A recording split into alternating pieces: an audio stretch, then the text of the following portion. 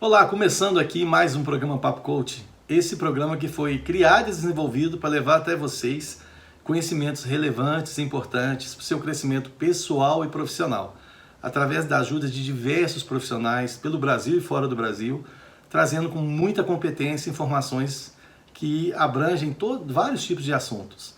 E se você ainda não é inscrito no nosso canal, aproveita para correr lá e se inscrever. É @hajacerto. Tanto no Instagram quanto no YouTube.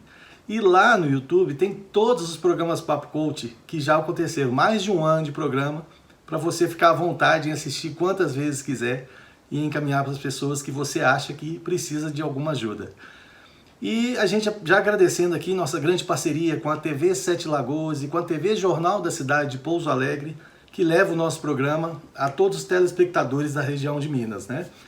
E a gente está trazendo um tema muito importante, que é a dependência química, que não é só a sua cidade, seu estado, só no Brasil. Isso é a nível mundial. Infelizmente, a gente convive com isso. E nós estamos trazendo dois super profissionais, que é o Willy Bento e o Gil Carlos, para falar com a gente sobre isso, nesse bate-papo que vai estar imperdível. E já começando, eu vou convidar aqui o nosso amigo Willy Bento para falar com a gente. Seja bem-vindo, Willy. Olá, meu amigo, meus amigos, uma, uma grande satisfação mais uma vez participar aí desse programa, que é de utilidade pública, como foi falado, e acho que é um papel nosso aí, de alguma forma, transmitir à sociedade informações aí relevantes, né? E que esse programa, né, tem trazido ao longo desse ano aí muita contribuição social, e isso a gente está sempre disposto a ajudar e a participar da melhor maneira. Obrigado, Willy. E essa é a intenção realmente do programa. E já te colocando já sob fogo cruzado, você que é acostumado com isso, Willy, quais são os tipos de vícios que a sociedade é cometida e que é onde a gente cria essas dependências, né? Que tipo de vício que isso pode ocorrer? Então, o que a gente chama de vício, né, são, vamos dizer assim, compulsões ou comportamentos que envolvem aí uma gama de atividades, de uso, às vezes, muitas vezes, de drogas, como a gente está abordando aí especificamente no dia de hoje, mas também traz aí transtornos obsessivos compulsivos, jogos, o vício pela parte tecnológica, né? Hoje nós estamos aí com o celular, com a questão aí dessa mídia digital aí, né, na palma da mão, então tem gente que não consegue desligar um minuto sequer. Enfim, nós temos aí um vício, né, uma demanda também de aceitação social. Então isso faz com que, além de você ter a compulsão de estar sempre ali com o telefone ligado, né, você ainda tem que...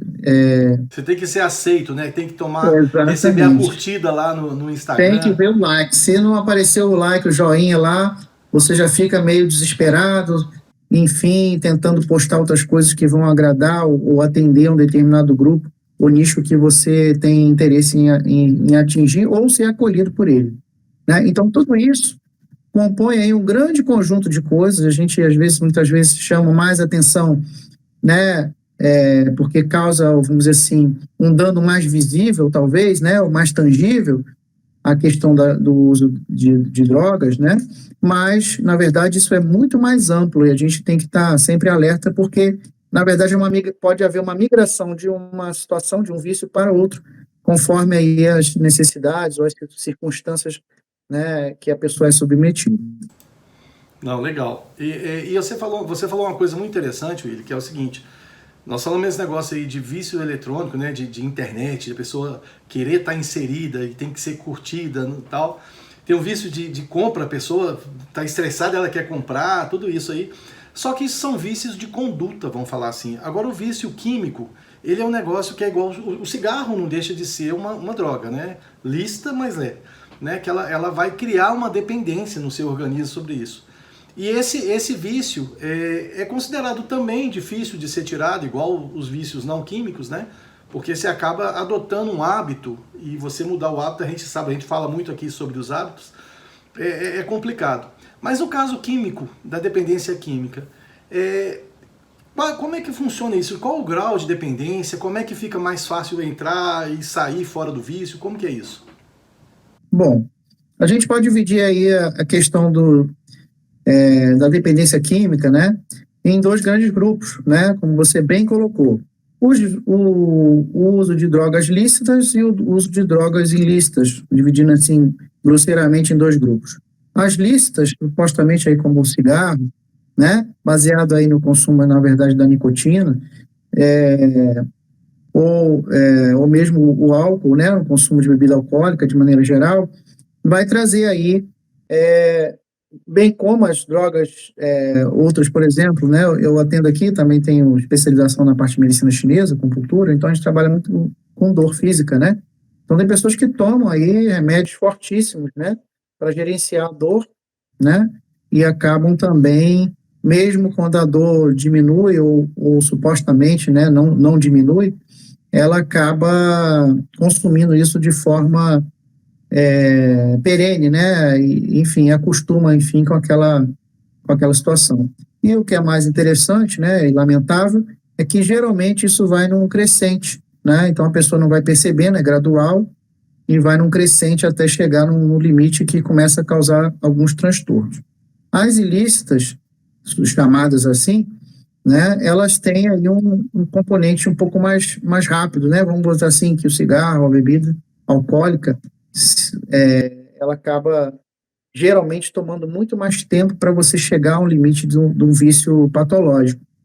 Mas as drogas ilícitas, geralmente, elas causam uma dependência química muito mais rápida, né?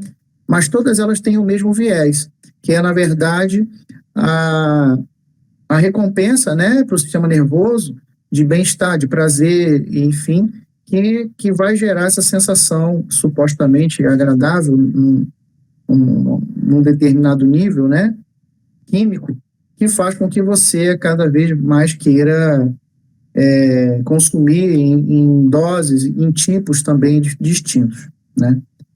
Como você perguntou, pode falar. E um detalhe também é o seguinte, no caso sempre se fala o seguinte, a diferença entre o remédio e o veneno pode ser a dosagem, né? Mas no caso da droga, as ilícitas, por exemplo, você tem um grau viciante muito alto. Então, por exemplo, igual se fala sobre o crack, que basta uma, duas vezes a pessoa já está viciada, né? E é isso mesmo, o risco é maior, assim, em alguns tipos de drogas ilícitas, assim, é nesse nível? Sim, por isso que as drogas chamadas ilícitas, né, falando assim também de maneira geral, tá, são proibidas, né, governamentalmente, porque elas geram grave problema social, né, tanto no indivíduo como na sociedade como um todo. Tem uma parcela maior de pessoas com algum tipo de sequela, de patologia, que vai gerar um prejuízo social, seja um aumento de atendimento no sistema de saúde, que já é sobrecarregado por outros motivos, seja no próprio desajuste familiar, né, que é o que você exatamente colocou muito bem, tá? E aí a gente vai entrar vamos, quer dizer, na verdade, vamos entrar na questão moral, porque isso aí já é um outro assunto, mas tirando a questão moral, a ética, o que for, assim, que às vezes é muito confundido, né? Uma coisa é a dependência química, outra coisa é a questão ética, moral. Às vezes a pessoa é excelente, ela só é dependente, né? Às vezes a pessoa tem problema moral e é dependente, então é outra coisa. A gente geralmente mistura as duas coisas, né? Mas os graus de dependência, como você bem relatou, são diferentes, sim. Por isso, o governo, né, a maioria dos governos entende como drogas ilícitas, não só porque elas vêm de um processo de produção ou de distribuição que está linkado, talvez, com a parte criminal, enfim, né, mas porque se ela fosse liberada, assim como houve em alguns momentos da história aí, como o ópio na China, como uma série de outros que foram difundidos na população, causou grave prejuízo social, e por isso são restritas, são chamadas ilícitas. Já as drogas lícitas, mesmo as lícitas, como os remédios, são rotulados aí com a tarja preta, né, a gente costuma chamá-los, porque eles também são restritos. Eles são vendidos, autorizados, mas eles são prescritos, então também não podem ser comprados de forma... E muita gente acaba comprando, né, e tendo acesso por algum outro meio, e aí passa a ser ilícito, né, porque você está sem controle, né? Fazendo uso sem controle. Então, essa é a diferença. E por essa característica, a outra, talvez aí o final, porque a gente tem aí também como a maconha, né, vulgarmente aí, a cannabis, né? Ela tem algumas aplicações médicas, né? Não sei se já é sabido, né? Para epilepsia, para algumas convulsões, o extrato ali da planta, ela traz alguns benefícios médicos. Então, talvez ali ela passe a ser lícita. E talvez até mesmo, eu não vou dizer a marca de remédio, né? Mas um ansiolítico tomado de forma desajustada, na minha visão, poderia ser ilícito, porque, na verdade, está sendo aplicado sem uma receita, sem uma orientação. Então, a grande questão, acho que é essa. Se você tem uma aplicação que justifica você ministrar um determinado medicamento ou uma droga, qualquer seja, com uma finalidade curativa ou preventiva, ou enfim, ou tratativa ou mitigatória, é justificado o uso, seja qual for, da farmácia ou a droga ilícita. Agora, a droga ilícita por si só, ela tem um dano muito maior, ela vicia muito mais rápido e ela não tem nenhum benefício, não vou dizer assim medicamentoso, né, mas não tem um benefício pessoal, a não ser, que é o que a gente vai falar aqui, né, que são ali o porquê, né, que as pessoas acabam fazendo uso, já que, né, se eu vou usar um extrato de uma determinada planta que é ilícita, mas que com as devidas autorizações aí do juiz, do governo, é possível aplicar em alguns casos pontuais, é ótimo. Então não tem nada de ruim nisso, porque vai ter um efeito benéfico, mas da forma como é usada, ela não tem efeito benéfico nenhum, então não tem contrapartida, né? Agora, um outro detalhe também é o seguinte, é igual, por exemplo, no caso da bebida alcoólica. Segundo os órgãos de trânsito, né, eles proibiram você ter, a tolerância é zero hoje, né? O bafômetro lá, ele não pode dar nem um grauzinho, porque senão você está complicado. Porque eles entenderam que depende de organismo para organismo e não tem uma medida exata. Então, assim, eles partiram do princípio que a menor medida, tratando do organismo humano, ela pode afetar essa conduta. E no caso da droga também, porque, por exemplo, se eu tomar um copo de cerveja, pode ser que não transpareça que eu bebi, mas diferente se eu tomar uma garrafa de uísque, por exemplo, né? Mas no caso da bebida também. E como é que a família, como é que a empresa consegue perceber isso, de se a pessoa está fazendo um uso de forma moderada? Porque quando a pessoa extravasa, fica visual. Você vê que o cara não está normal, né, tal. Mas quando a pessoa não extravasa, mas usa aquilo, e como é que a empresa, como é que a família pode perceber isso e como que ela pode ajudar, já vou emendar uma pergunta na outra, para ela sair disso aí? Porque muitas vezes o negócio é o seguinte, por que, igual o crack, por exemplo, fala que na primeira, na segunda você já está praticamente viciado? Porque o seu cérebro passa a depender quimicamente daquilo, né? Então você deixa de fazer o seu livre-arbítrio, que é tão falado aí, que você vira refém disso. Então, como é que a gente pode perceber isso e como é que a gente pode ajudar a pessoa a sair disso? Bom, os indícios aí são muito peculiares, né? Lógico que, em geral, você falou quando há um pico muito grande, né? Aí qualquer um percebe que não está embriagado, que está, de repente, drogado, né? Com algum tipo de droga. Agora, em geral, a médio prazo, você vai ver uma mudança comportamental. Às vezes uma excitação demais, né? Uma irritabilidade, né? Uma falta de foco, perda de memória, né?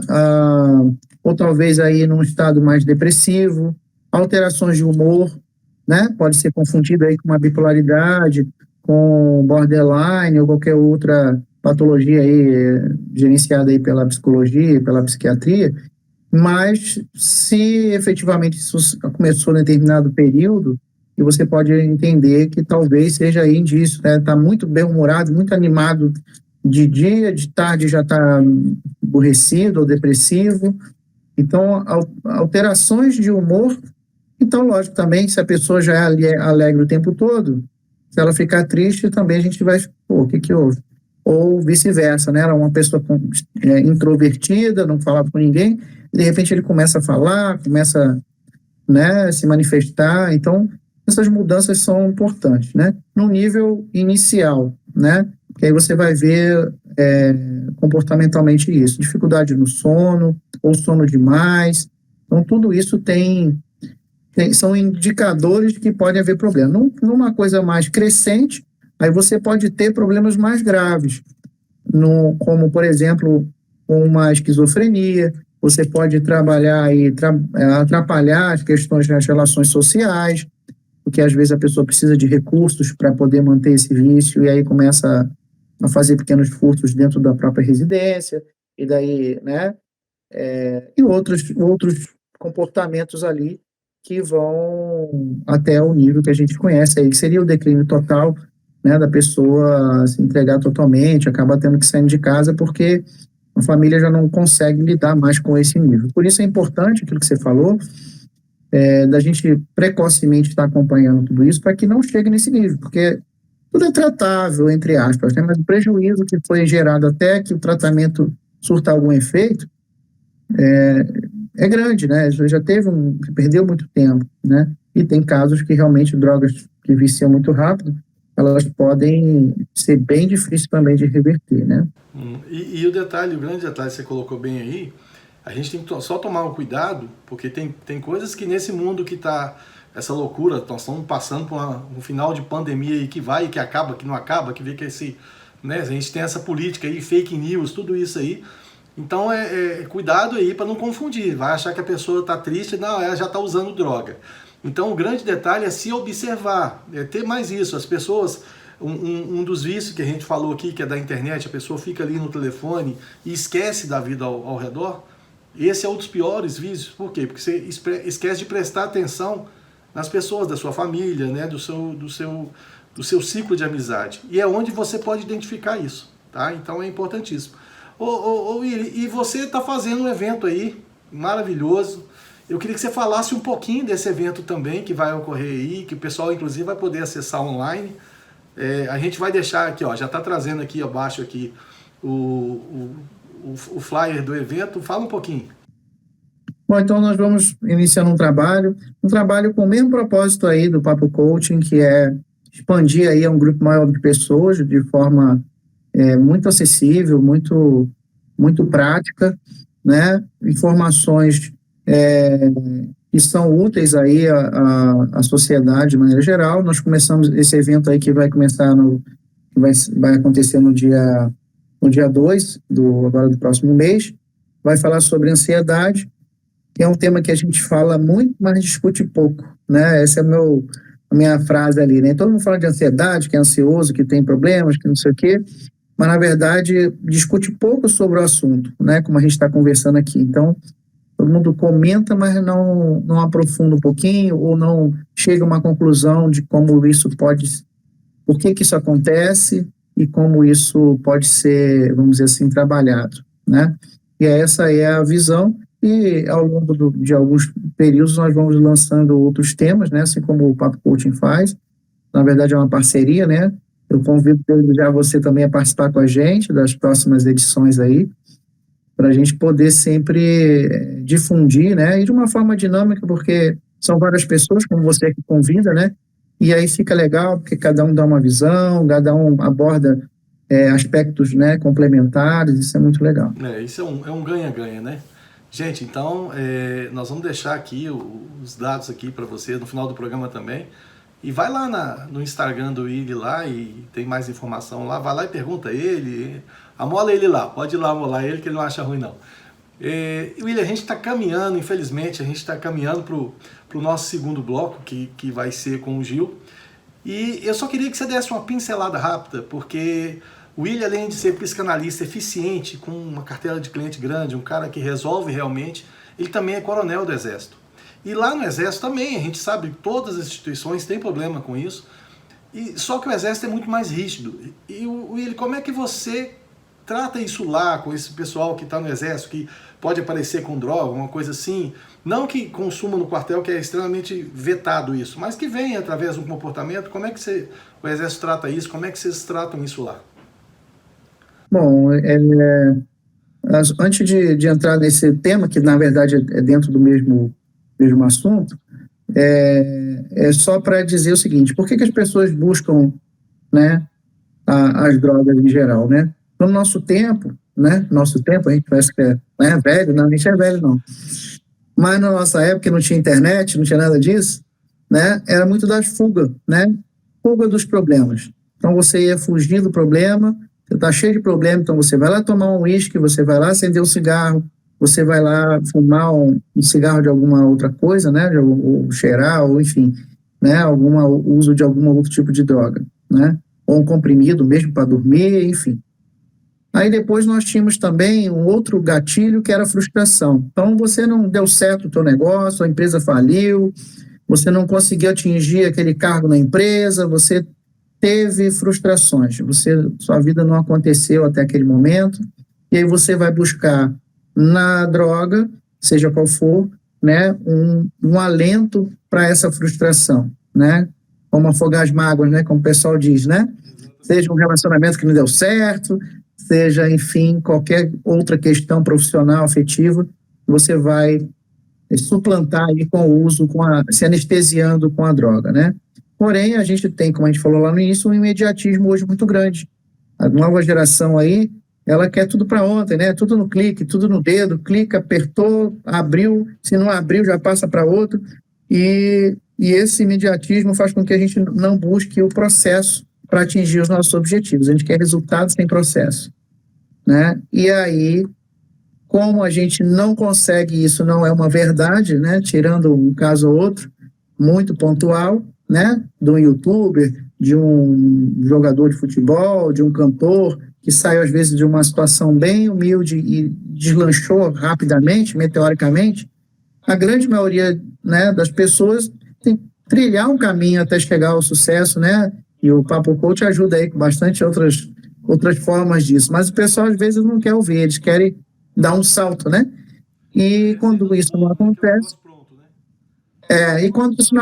vem a frustração.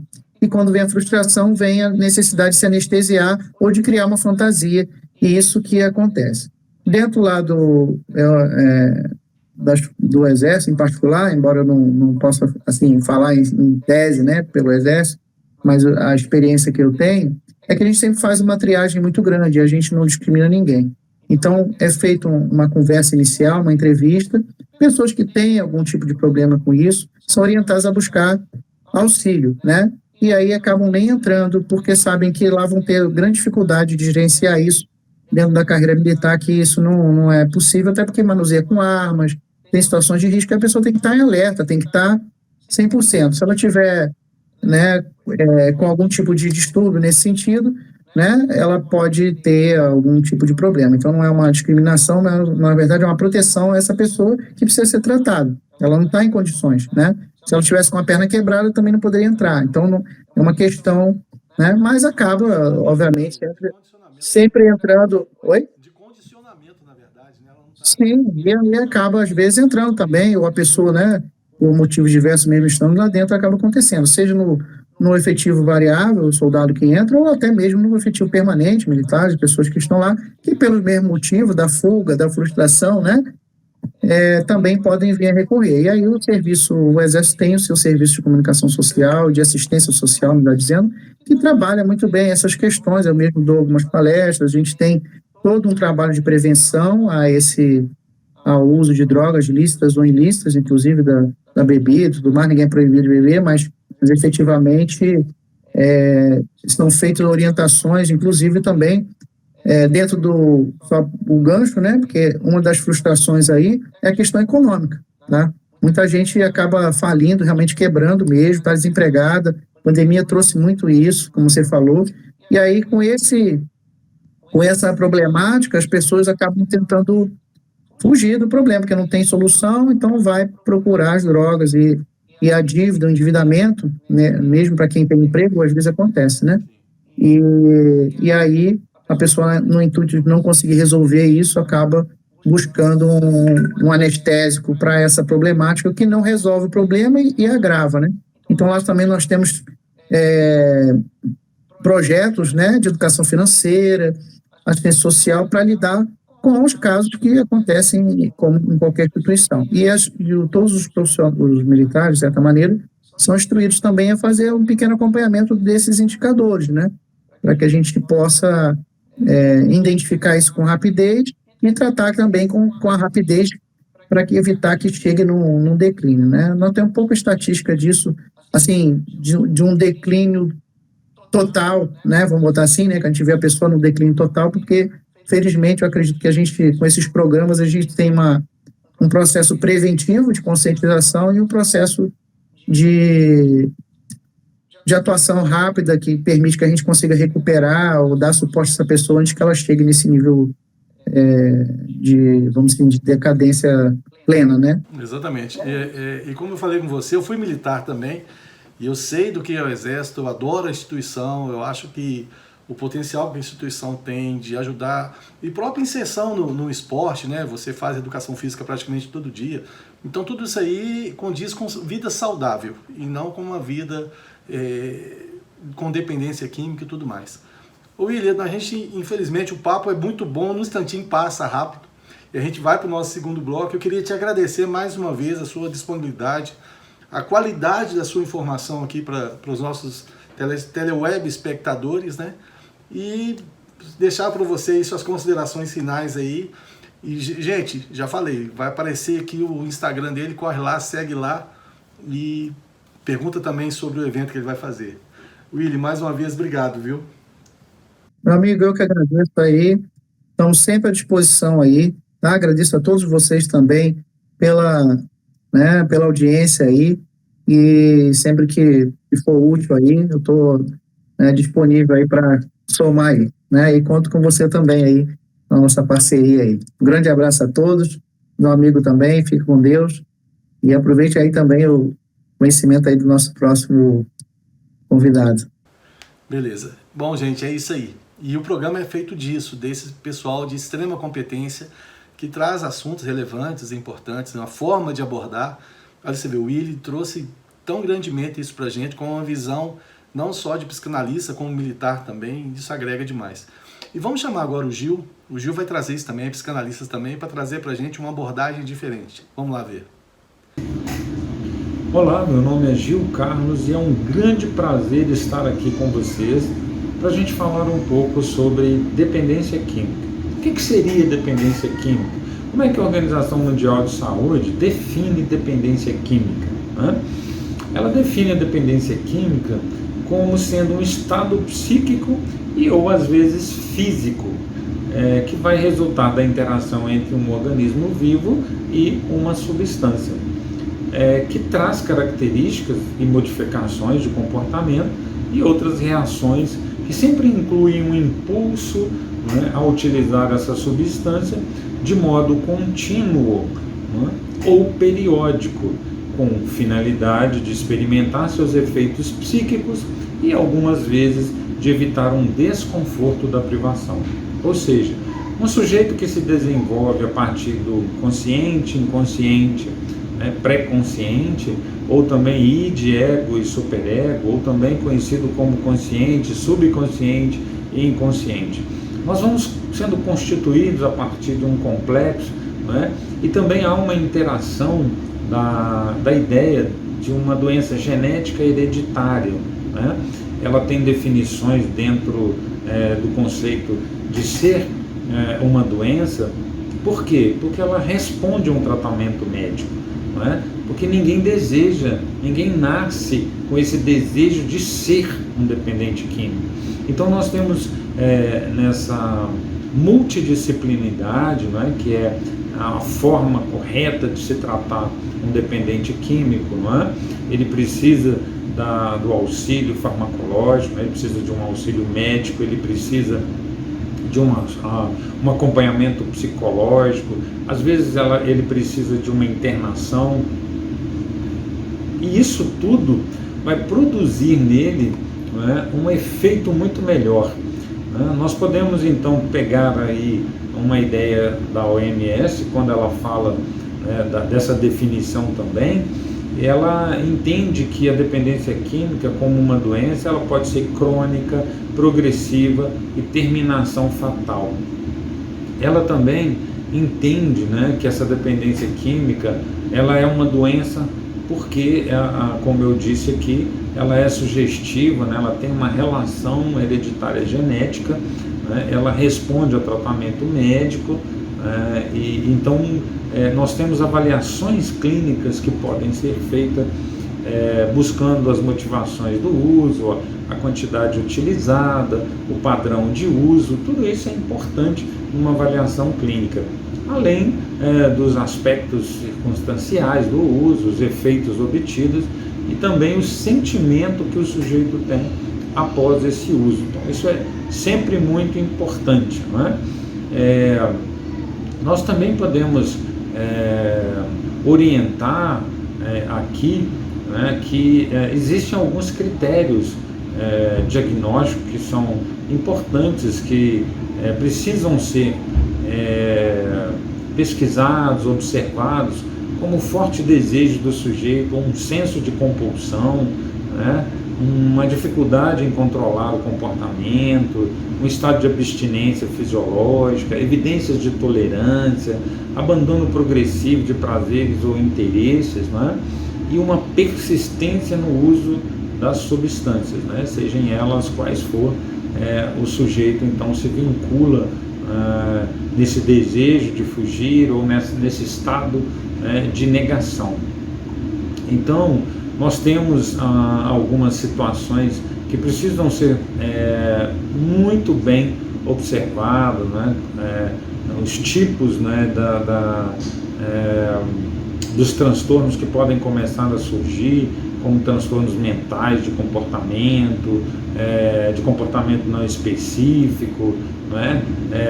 Transtornos psicóticos, estados de abstinência com delírios, né? Um estado de abstinência puramente manifestado ali pelo sujeito, né? E também é muito importante a gente definir aqui, não como algo que vai determinar isso, mas vamos trazer aqui um perfil, né, do dependente químico. Eles são capazes de criar mecanismos de defesa como a negação, né, que é algo que eu não quero ouvir, que eu não quero ouvir desse superior, né, aquele que estabelece, aquele que está me julgando sobre um efeito daquilo que eu mesmo provoco a mim mesmo, né. Um perfil de mecanismo de defesa também é a projeção, né? Eu estou sempre acreditando que eu tenho uma ideia de menos-valia, né? Que eu não sirvo mais, né? Autoestima muito baixa, então eu começo a utilizar as drogas, né? num mecanismo de defesa em relação a isso também. A racionalização, né? Quer dizer, eu trabalho com um mecanismo de defesa, de querer acreditar que eu estou fazendo isso, né, e que eu faço isso porque é assim que tem que ser, né? Ou seja, eu vou me perdendo e me defendendo em relação àquilo que está me destruindo, porque eu perdi uma personalidade sobre mim mesmo.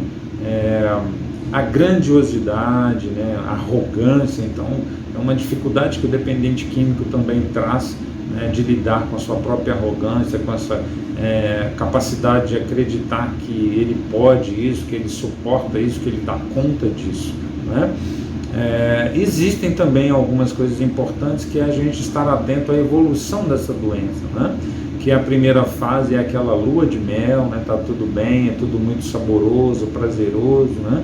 Uma pulsão de vida nesse início, que eu estou querendo ali prazer, realização, né? E depois vem nessa evolução da doença a segunda fase, né? O limiar da doença, quer dizer, eu começo a perceber os efeitos dela em mim, né? E começo a criar esse certo estado, né, de transtorno. E a terceira fase, que é o fundo do poço, né?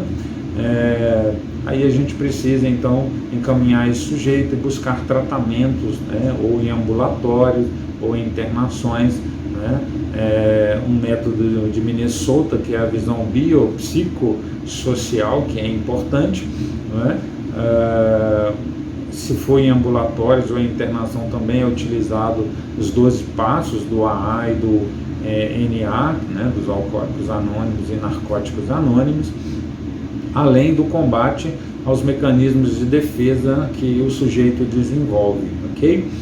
Os objetivos do tratamento é a abstinência, seja ela qualquer tipo de droga, não é? A reformulação do sujeito e a ideia de agregação, então uma família, né, que trabalha junto, ok? Um abraço a todos, foi um prazer estar com vocês, até o nosso próximo encontro. Demais, né? 2 profissionais de áreas da psicanálise, mas de áreas diferentes, que só engrandecem, e a gente só tem a agradecer, não só eles, né, que participaram desse programa, o Willi e o Gil, mas todos que já passaram por aqui, que trouxeram o conhecimento dele para ajudar você no seu crescimento pessoal e profissional. E o programa Papo Coach chegando ao fim, a gente agradece mais uma vez a grande parceria com a TV Sete Lagoas e com a TV Jornal da Cidade de Pouso Alegre, e também a todos que nos escrevem nas nossas mídias sociais, no Instagram, Facebook, YouTube, @hajacerto. Se você não faz parte ainda dessa família que cresce a todo momento, corre lá e se inscreve e vem participar com a gente, vem dar sua sugestão, que é muito bem-vinda. E o programa Papo Coach fica por aqui e a gente se vê no próximo programa ou por aí nas mídias sociais. Um grande abraço, tchau!